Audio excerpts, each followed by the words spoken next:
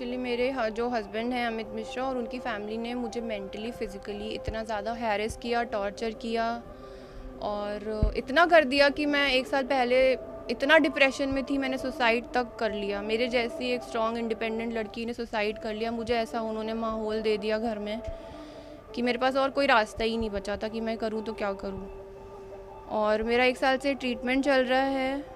मैं मानसिक रोगी हूँ, मुझे ये कहने में कोई शर्म नहीं है, क्योंकि ऐसा है आज की डेट में, और मेरा ट्रीटमेंट चल रहा है। उनको अभी भी कोई परवाह नहीं है, वो अभी भी लड़कियों को मैसेज कर रहे हैं इंस्टाग्राम पे। उनको कोई परवाह नहीं है उनकी बीवी कैसी है, क्या है, किस हालत में है, और बस यही है। और उल्टा वो मेरे कैरेक्टर पे उंगली उठाते हैं। तो ये सारी चीज़ें भी मुझे सुनने में आ रही हैं। डिमांड उनकी फैमिली की, क्योंकि उन्होंने मुझे खुद इंस्टाग्राम से मैसेज किया था, रिश्ता भेजा था कि मैं आपको लाइक करता हूँ, आप कानपुर से हो, मैं भी कानपुर से हूँ, और हम सेम कास्ट के हैं, तो आप शादी कर लो, मैं आपको पसंद करता हूँ, मैं आपको खुश रखूँगा। और जैसे ही बस मेरे पेरेंट्स से वो मिले हैं, उसकी नेक्स्ट दिन से उनकी डिमांड शुरू हो गई थी। और 10 लाख रुपए कैश और होंडा सिटी गाड़ी वो एक्सपेक्ट कर रहे थे।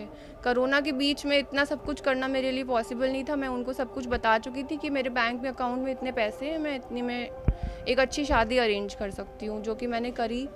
गिफ्ट्स गए थे, गोल्ड चेन वगैरह, रिंग्स वगैरह, जो भी हमसे अच्छे से अच्छा बन पड़ा। 5 लाख रुपए कैश भी हमारी फैमिली ने उनको दिया था, लेकिन उनका वही था कि नहीं, हमें 10 लाख रुपए ही चाहिए, हमें होंडा सिटी गाड़ी ही चाहिए। और उसके बाद भी काफ़ी मेंटल टॉर्चर, फिज़िकल टॉर्चर चलता ही रहा। मैंने 1 साल पहले सुसाइड कर लिया, और मुझे भरोसा नहीं, मेरी फैमिली को कोई भरोसा नहीं हुआ कि ये लड़की इतनी, हमारे घर में एक स्ट्रॉन्ग, समझदार, इंडिपेंडेंट लड़की है, उसने सुसाइड तक कर लिया। और मैं तो बिल्कुल ख़त्म ही थी। भगवान ने मुझे बचाया है। बस 3 दिन मैं वहाँ हॉस्पिटल में एडमिट थी, और उसके बाद मैंने डॉक्टर अभिषेक से कांटेक्ट किया। मुझे ये तक होश नहीं था कि मैं इतनी डिप्रेशन में हूँ। मैंने खुद उनको कांटेक्ट किया और मैंने अपने डिप्रेशन का इलाज करवाया। पुलिस से मैं गई थी एफआईआर करने, बट अभी तक 4 दिन हो गए हैं, 3 दिन हो गए हैं, मेरी एफआईआर दर्ज नहीं हुई है। तो बस अब कोर्ट का दरवाज़ा है और मैं कोर्ट से ही न्याय मांग रही हूँ। क्या करते हैं वो क्रिकेटर रह चुके हैं। आज से 6 साल पहले, 7 साल पहले उन्होंने आईपीएल खेला हुआ है, रणजी ट्रॉफी में हैं, रह चुके हैं वो, और रिजर्व बैंक में नौकरी करते हैं। ये आईपीएल की राजस्थान रॉयल्स टीम के पूर्व खिलाड़ी रहे हैं एक अमित मिश्रा, जो कानपुर के रहने वाले हैं, फीलखाना थाना क्षेत्र के अंतर्गत रहते हैं। उनकी वाइफ है गर्मा तिवारी।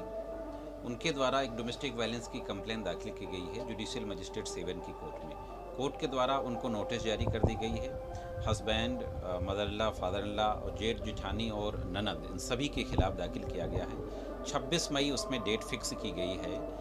इससे पहले सैटरडे को उसने पुलिस कमिश्नर को एक एप्लीकेशन दी थी और एफआईआर लिखने के लिए पुलिस कमिश्नर से रिक्वेस्ट किया था।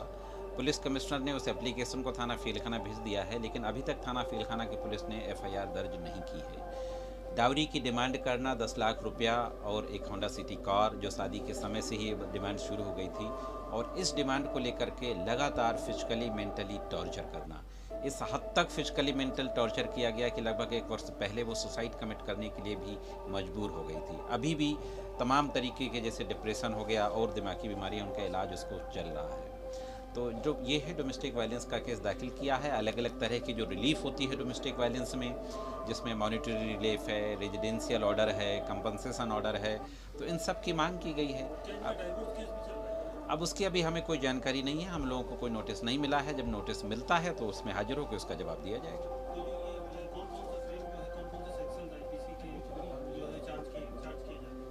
अभी पुलिस ने एफआईआर नहीं लिखी है। पुलिस अगर एफआईआर लिखती है तो जो आईपीसी में सेक्शन होता था 498A, अब बीएनएस लागू होने से 498A की जगह पे आ गया है 85, तो 85 होगा, और प्लस और भी जो रिलेटेड सेक्शन होंगे, गाली गलौज, मारपीट, जान से मारने की धमकी, वो सारी सेक्शंस होंगे, 3/4 डाउरी प्रोहिबिशन एक्ट, इन धाराओं में एफआईआर होनी चाहिए। ये सारे कॉग्निजेबल ऑफेंस हैं। 498A भी नॉन बेलेबल है, हालांकि बेल हो जाती है 498A में, 3 साल तक का इम्प्रिजनमेंट है। लेकिन सबसे बड़ी बात यह है कि कॉग्निजेबल ऑफेंस है, कॉग्निजेबल ऑफेंस में एफआईआर होनी चाहिए।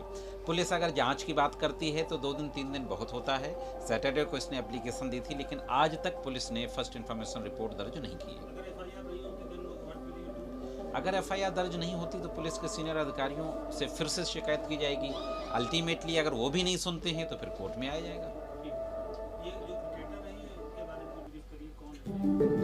ये राजस्थान रॉयल्स टीम में खेल चुके हैं आईपीएल, और ये भी सुनने में आया है कि रणजी ट्रॉफी भी खेल चुके हैं। स्पोर्ट कोटे से ही इनको कानपुर के आरबीआई में जॉब मिला